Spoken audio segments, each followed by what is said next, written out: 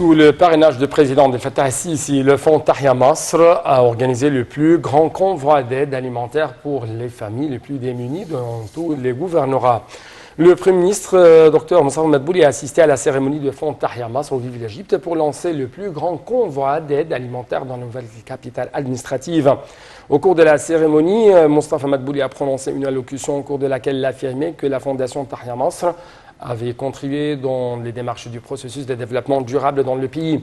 Ce convoi alimentaire s'inscrit dans le cadre de la poursuite des programmes du fonds Vive l'Égypte visant à soutenir les villages les plus démunis et les familles les plus vulnérables. Il inclut également d'aide alimentaire, des équipements médicaux, des vêtements et 1 million de couvertures.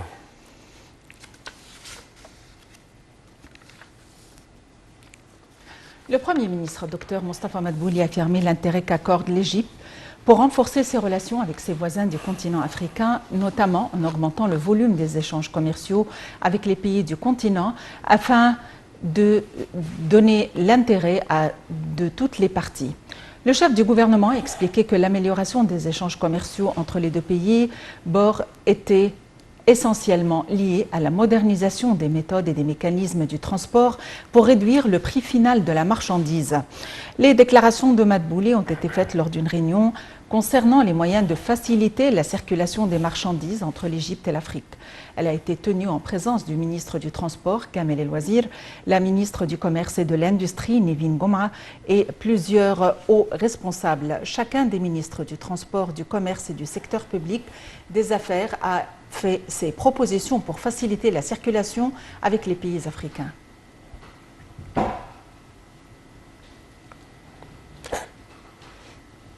Le chef de la diplomatie égyptienne, Sameh Choukri, et le ministre des Ressources hydrauliques, Mohamed Abdel Aati, prennent part aujourd'hui à une réunion des ministres des Affaires étrangères et des eaux égyptiens, soudanais et éthiopiens qui se tient par visioconférence. Cette réunion intervient dans le cadre des négociations concernant le remplissage de l'opération du barrage éthiopien de la Renaissance. Dans ce contexte, Choukri a affirmé l'intérêt que porte l'Égypte à la stabilité de la région africaine. Il a réitéré le plein appui de l'Égypte à tous les efforts visant à instaurer la sécurité et la stabilité dans cette région qui constitue le pilier principal de la stabilité régionale et continentale.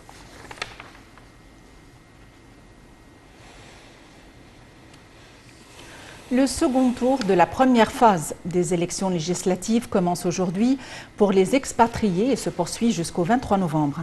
Ce second tour concerne les sièges uninominaux dans 13 gouvernorats, celui de Gizeh, de Sohag, de Fayoum, de Bani Souif, de Menia, d'Assiout, d'El Wadi Guidid, de Qena, de Luxor, d'Assouan, d'Alexandrie, de Behira et de Matrouh.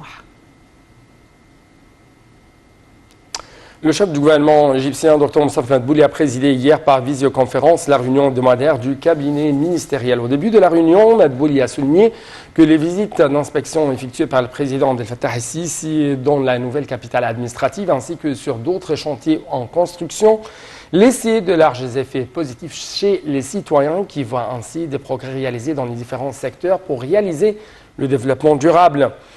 En ce qui concerne la pandémie du coronavirus, le Premier ministre a affirmé la nécessité de respecter les mesures préventives afin d'arrêter la propagation du virus. Madbouli a de même ajouté que la deuxième vague du virus était plus étendue et plus dangereuse. En ce qui concerne les demandes de règlement à l'amiable du sujet des constructions illégales, le chef du gouvernement a enfin souligné que le nombre total des demandes avait dépassé les 2,3 millions, affirmant la poursuite de la mise en application des démarches relatives à ce dossier. Le ministère de la Santé a annoncé hier que 133 nouvelles personnes rétablies du coronavirus avaient quitté les hôpitaux de confinement après avoir reçu les soins médicaux nécessaires selon les recommandations de l'Organisation mondiale de la santé. Le nombre total des cas rétablis du Covid-19 atteint ainsi 101 421.